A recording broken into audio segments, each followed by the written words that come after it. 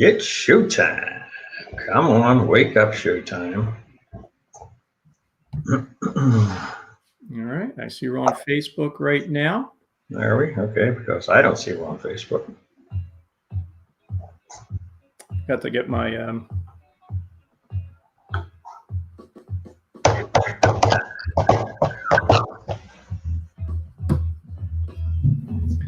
forgot to get my earbuds out, but that's all right. I still don't see us on this feed thing. Okay, I see that we are public.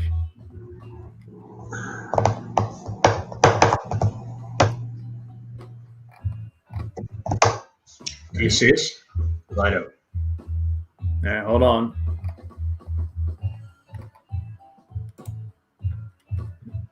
Now we should be on now. Yeah, I see something coming up. Nice. Yeah, again, it comes up private, comes up locked. And well, I don't have a picture, but it looks like there's something going on. I see two people on. That's probably you and me. Hey, looks like Linda just jumped on. Okay, hey, hello, if you can. All righty, we are on.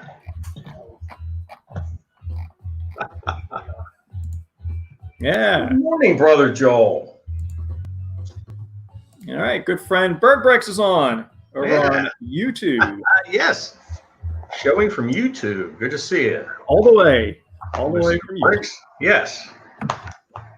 Hey Keith, you notice I have a new setup today? Yeah, you do. You kind of have a backdrop. Got into the art thing. Here. Nice.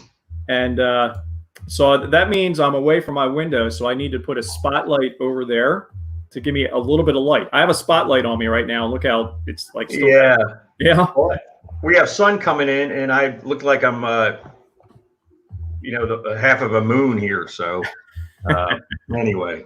Well, grab your cup. Are we going to do the intro, or did we already do that? Let me find that. Yeah. Got a great show for you today. A little special show today, ladies and gentlemen. So just sit back, see what's in store. Grab your coffee. I've got my coffee, and we will be right back. All right. And here we go.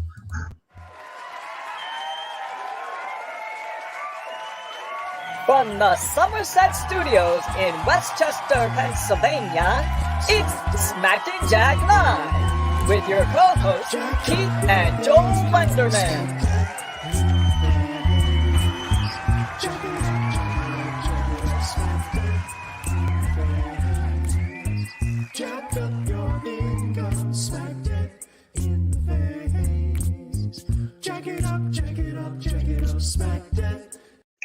Okay, enough of that. Turn that off. Okay. Love the fade out, Joel. Gotta love the fade out. I know. Something I got to work on.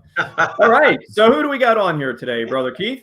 We got a good following so far. Hey. Dan Ross. Oops, hey, I didn't know the last names. Jim, Ernie, Ernest, and Brad. Yeah, Father Ernie. Sophia. Hey there, Sophie.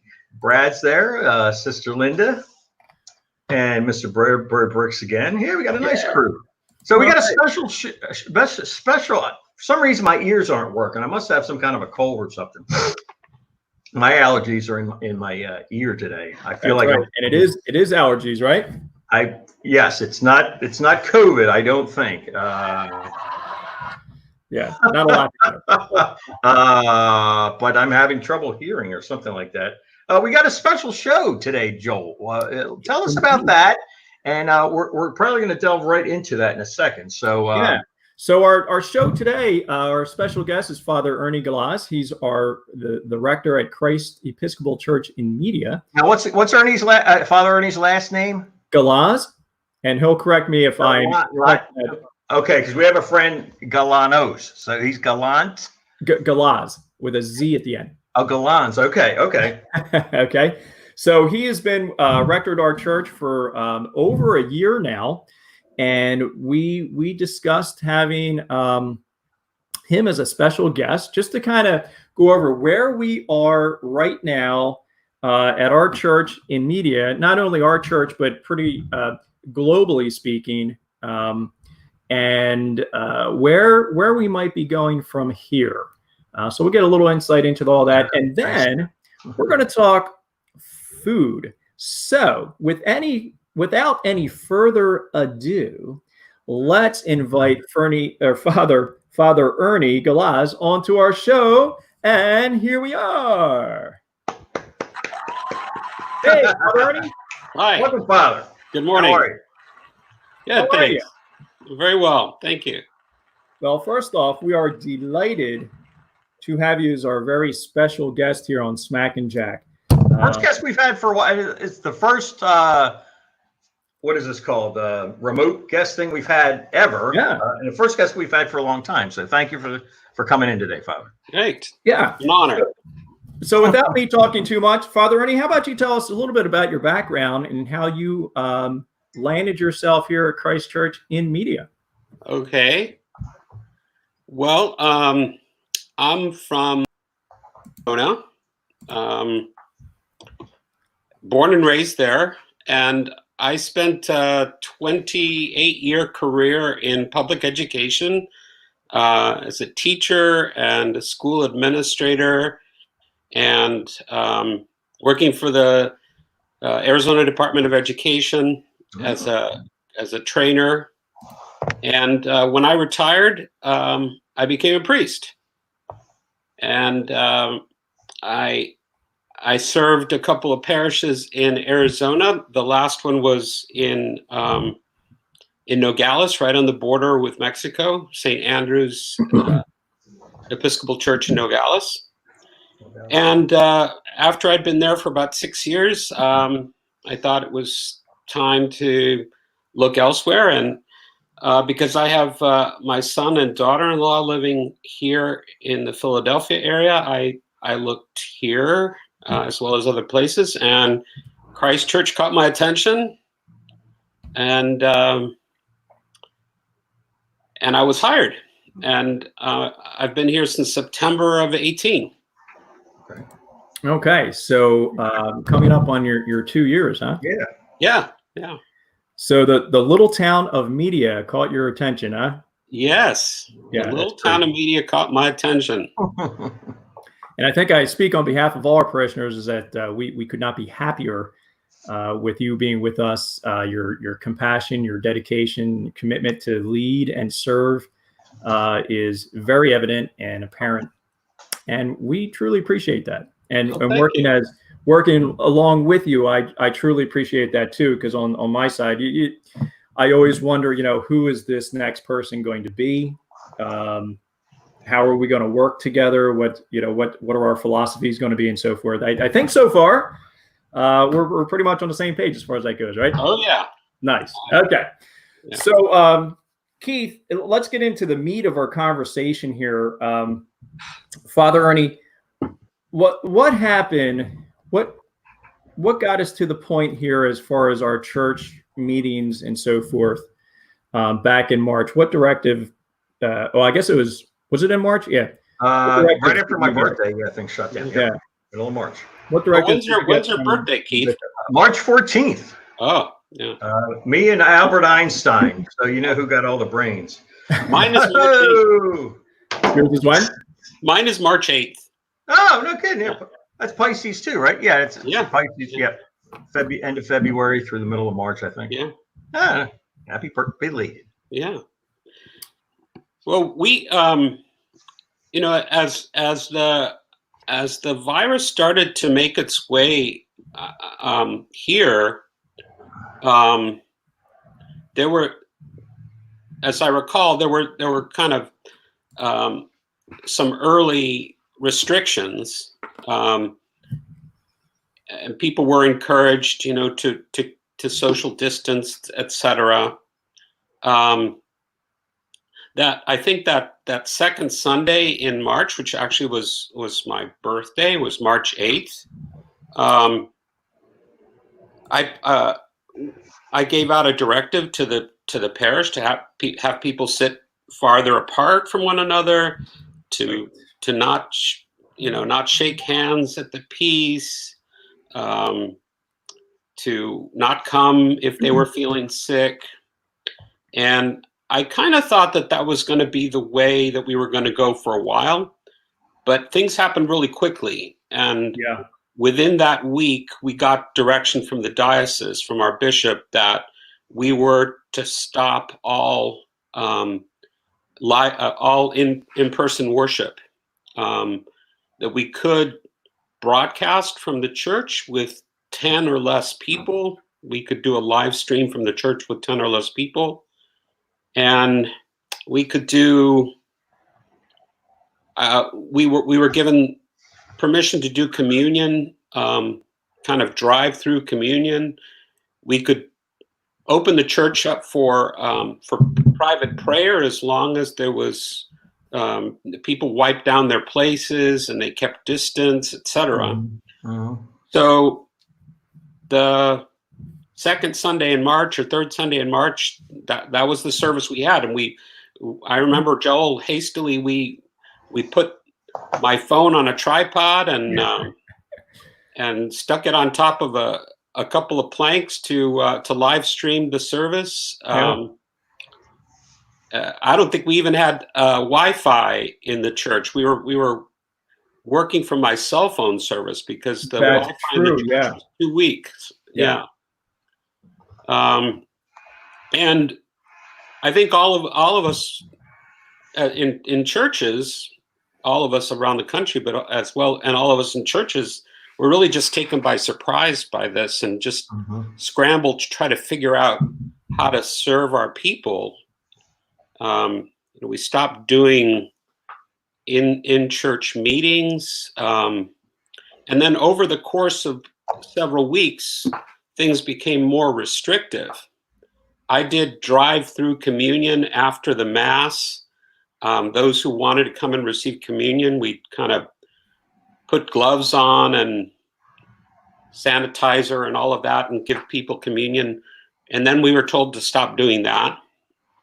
And who told you to stop doing that? Did that come from the bishop? The bishop, okay. Yeah. So the bishop was trying to stay on top of direction from health officials, state and local health officials. And because the diocese spans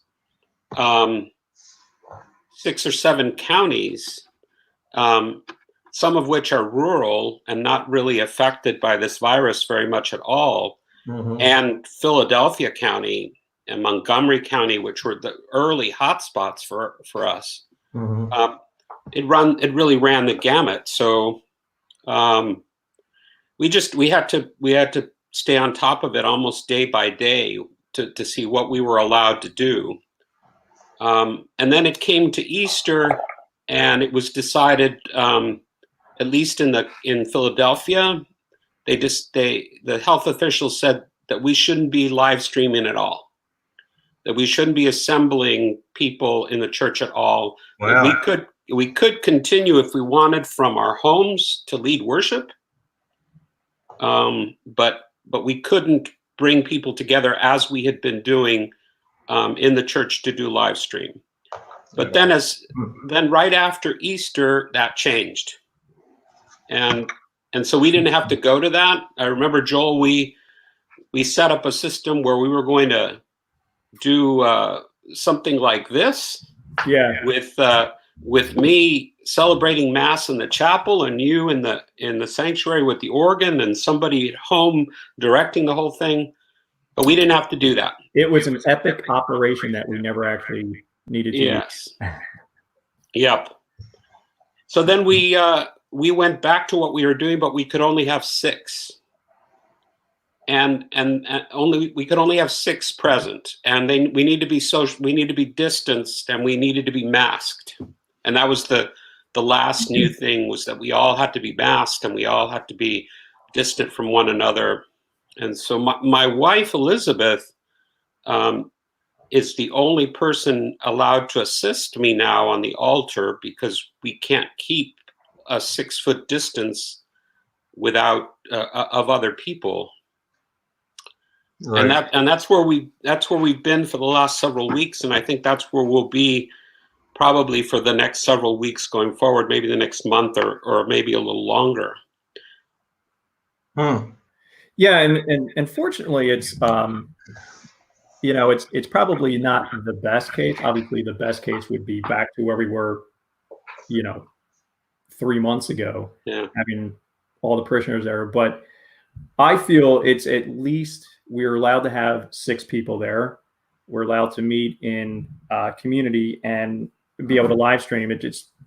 There's definitely power to that, spiritual power to that meeting with just the small group. Even with the face masks on, it hasn't been too bad. I have to say. Yeah, it hasn't been. We've struggled with the quality of our broadcast, but every week we learn a little bit more, and you and Kevin Comerford and now our property guy Jeff Kitson are working to try to upgrade our internet and our sound so that it can be a better system. And I think part of that is because we're going to continue doing this even after we start assembling again in person, because we're reaching people that we hadn't before, folks that for whatever reason aren't able to go to church on Sunday. Right. Yeah. And now they're back part of the community, and we can't just let them go. Yeah. It's a good idea. I think that's a real good idea. But let me step in for a second to make you feel a little bit better about, if you have glitches here and there. I watch a lot of TV, and the morning programs, the late programs are all doing this kind of thing. And with all their technology, they still have glitches. So makes me feel better on our show. So don't worry about little leaps here and there, Father. It turns out we're flawless. The message is getting out, and that's the important part. So yeah. Indeed. Yeah, and it is kind of eye-opening regarding the wiring in our church, the Wi-Fi and so forth, which was always adequate before, but once we get into the sanctuary, we're finding that the signal is not quite as strong for the Wi-Fi. We just ran a hard wire in there the other day, or Jeff did, and we'll kind of see how things go. But it is, as I was telling some of my colleagues the other day at school, we always train. We have our fire drills, we have our lockdown drills, we have our weather drills. We're all in the hallway. This is probably bigger than any of those things. No drill, zero plan right for this. It just like dropped on us, and what do we do? So how about Father? How about what's your plan for the visiting the shut-ins, pastoral care, the funerals, weddings, and so forth? I mean, obviously some of them, weddings can be postponed or so forth, but what's your thinking there? Well, early on, the bishop directed us to stop allowing lay people to go visit people in hospitals and nursing facilities and in their homes, that the clergy were the only ones that should be taking that risk. And we did that right away. But within a week or so, we got a new directive that said even clergy should not be going into hospitals or nursing facilities for fear of contracting the virus and then bringing it out to the people. Mm-hmm. I was able to get into one hospital to administer last rites right after they had closed down to the public, and it was like entering a war zone. There were armed guards at the doors. Goodness. They wouldn't let me in at first. Somebody finally came down from the hospice to bring me up so that I could do prayers with the family. And that was really quite surreal. And right away at Christ Church, we mobilized our folks to start calling people to kind of have a phone tree of our most vulnerable people, the people who are older, the people who are sick, the people who we want to make sure we stayed connected with, who were living alone. And so we've done a really good job of staying connected with everybody, and probably a better job than we've ever done before of staying connected with the people that most need it. And then I've made it a point of trying to call people on a daily basis that I don't either see on Facebook or see in a meeting or have some sort of connection with, just to make sure I'm staying in contact with everybody. We've had a couple of deaths that have happened during this crisis, and I've done 2 graveside services. And we're allowed to do graveside services, but we're not allowed to have something in the church. Inside, and there can be less than 10 people. Mhm. And weddings, we have a wedding scheduled here for mid-June, but that's not going to happen. We have to get special permission to do weddings if they're going to be outside of the church and they can't be inside. So yeah, it's been very different. Yeah. In the middle of June, and it's not going to happen. So this seems like going to be a not ending soon. Yeah. One of the challenges too is that the people that wanted to get married, I suggested that they go ahead and get their license, and then I could do a private service for them, get permission to do something privately, and then they could have the party later. Right. But they can't even get a license. Oh, goodness. Wow. I wonder why that is. Yeah. Well, I guess, are those offices closed at this point? Yeah, right. Those people are probably furloughed too. So Yeah. Shame. wow. So I'm reading, trying to keep up as much as I can with this, and it turns out that outside is obviously definitely safer than meeting inside in a confined space where there's not as much airflow and this, that, and the other thing, the air droplets and so forth. But so hopefully that the outdoor part of it will start working a little bit better. So Joe, how about going forward? What do you foresee in the future, as much as you can tell us about what's it going to look like, not only for us, but I guess globally for the church and any worship space going forward? Yeah, well, we received a letter. The clergy and the vestries received a letter from the bishop this last week that gave pretty comprehensive guidelines or framework for us to plan for reentry, probably sometime in late June. And so we have a group of people that includes you, Joel, that will be working to try to implement those guidelines for us. And it's going to be different. It's going to be different for everybody. We're not going to be able to have as many people in the church as we usually have. We're not going to be able to linger and have coffee afterwards and conversation. Right.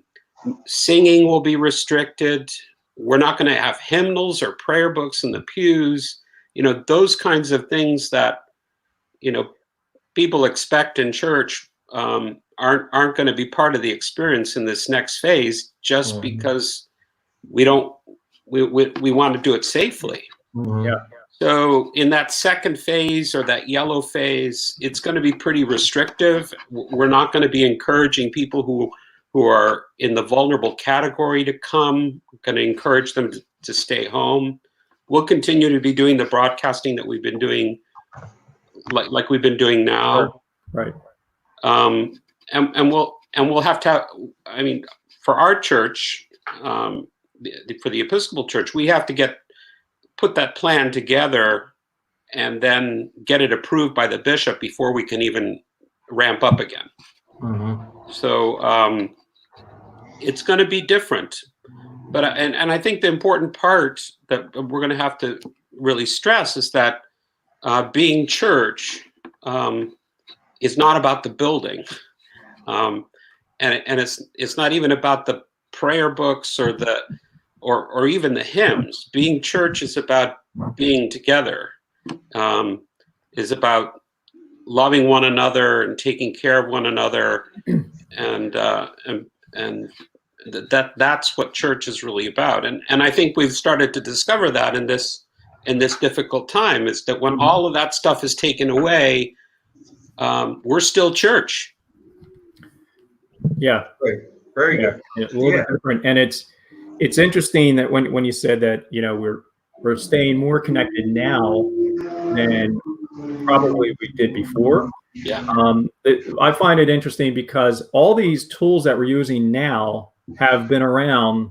I mean, it's like, none of this is brand new, what we're using right now. Right. Like Zoom. I'm thinking, wow, Zoom, I could be in touch with my cousins in California or whoever who I haven't seen in 30 years. Yeah. My gosh, Zoom. But you know, it's been around forever.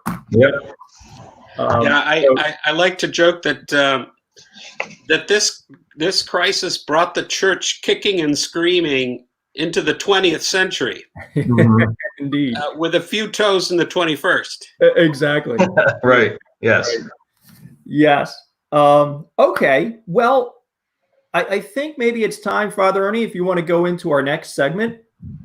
And this is, I know you are a very avid cook, baker, food expert, and so forth. So I thought maybe it'd be fun if you gave us some dishes that you would recommend at any point, but how about spring, summer dishes or something like that, or whatever you have planned for us. What do you say? Well, you asked me to come up with some meals and beverage pairings, and I certainly am thinking about the kinds of things that I haven't been able to get for the last 2 months. Like sushi, like really good sushi. Yeah, that's going to be a while. And so I think that's at the top of my list. My wife introduced me to sushi a long time ago. It was something that I absolutely did not want to, and now it's one of my favorite meals. And of course, have to start sushi with a nice dry martini. Oh, sure. And have some really nice rolls and some really fresh sashimi. Of course, some really good dry cold sake to go with it. Okay. So that would be at the top. And then I think a really, really nice kind of steak dinner. We've come to love Henry's Savoy Grill in Delaware, and that was one of the last restaurants we went and ate at, and of course have to start out a steak dinner with a dry martini. Wow! I see a trend here, Father. It's absolutely necessary. Myself. And then now, your martinis, are they real martinis or are they vodka martinis? No, they're real martinis. Okay, good. Yeah. Very good. I'm glad to know I'm glad that you know the distinction. Yes. Well, I've worked in a wine store for a while, and I've enjoyed martinis now and then. And I never knew I thought a martini was gin, but now a lot of people use vodka, and that's not a real martini. So good. Yeah. Good. When a waiter asks me what kind of vodka I want in my martini, I get really close to leaving the restaurant. You're asking for a waiter. Yes. First of all, bring me another waiter, and then we'll talk about it. Yes. Yeah. So a steak dinner and a nice big fat red to go with it. Okay. Or a good West Coast IPA. Ooh. All right. Now you're talking in terms that I can understand here. Yes. Everybody likes a good West Coast IPA. Yes. I've come to enjoy some of the East Coast IPAs. I tip my hat a bit there. Nice. But I am partial to the West Coast, being a Westerner, and so, yep. And then I a good Mexican dinner, which I can only be had in my kitchen. So a nice Mexican dinner, Sonoran Mexican food, some really nice hot enchiladas, refried beans. Oh yeah. Start that out with a nice dry martini, and then pair the dinner with maybe a nice lager like Negro Modelo. Mm-hmm. Yep. Yingling is pretty good. Okay. Yes. Yes. Yep. Yingling's been Indeed, just had one yesterday. people in this area for a long time. Yeah. Well, let me know when you do your dinners at church, a Mexican themed dinner. I will certainly come to that because Sure. that's Yeah, I was right going to up my suggest alley. the two of you get together and compare notes. Yes. Hey, Keith, what was that? What was that French? What was it? Frogwa? What? Frogwa. That's Father. You know what that? It's Yes. duck liver pate. It's goose. It's pate. Yes. Yeah. And it's just the. Unfortunately, they force feed these poor duckies grain that's been enriched with whiskey, and it kind of gives them cirrhosis of the liver, so that gets real big, and they get a bigger chunk of liver. But end result is a very fine piece of meat. Yeah. Very, Goes really well with a dry martini. yes, it does. So I think that few things don't go well with a dry martini. Oh, that's great. All right. Great. All right. Shall we move on? Thank you. That was Yes, very nice. Yeah. very eye-opening. Hey, how about some jokes, Father Ernie? Yes. Let's hear some jokes. Well, I have one that I think goes well during Holy Week, but my wife never lets me tell it. But I think this might be a good place for it.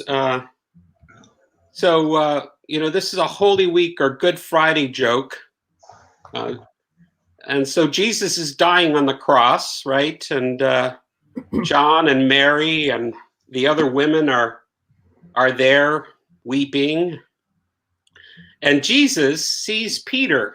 He's hiding in the distance, right? And he calls out, "Peter, come here."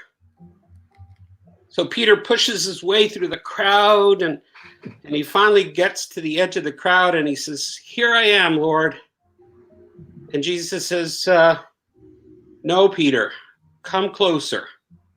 I have something to tell you." So Peter struggles to get to the foot of the cross, and he fights off the centurions. And then when he gets there, he says, "I'm here, Lord. I'm listening." And Jesus says, "No, Peter, come closer." So Peter pushes aside another soldier, and he grabs a ladder, and he climbs up, and he's right next to Jesus. And he says, "I'm here, Lord. I'm listening." And then Jesus sighs, and he says, "Look, Peter, I can see your house from here."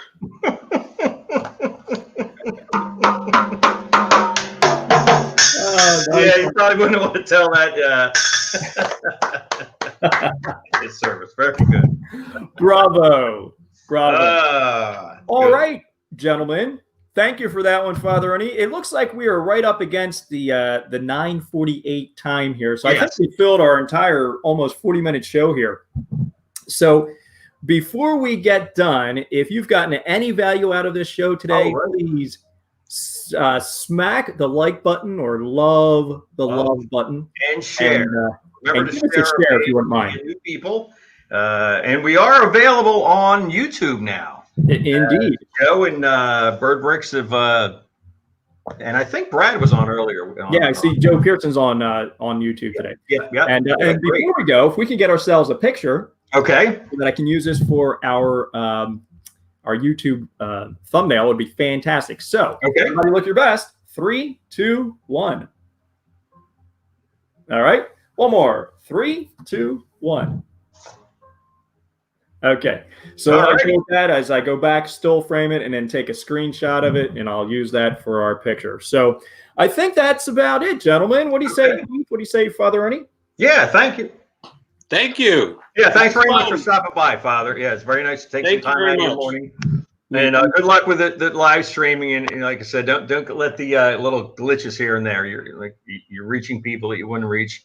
And I think this probably will last well into the future. Now that this is available, people know it's available. So, and I agree with you. I've never been a super religious person, but I believe that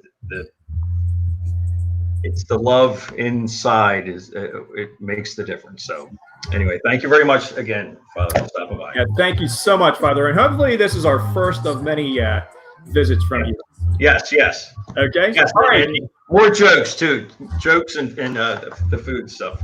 And the martinis. All right. Well, thanks very much for stopping by, ladies and gentlemen. And remember, you deserve a thought of your own. So be in touch to learn, laugh, and live.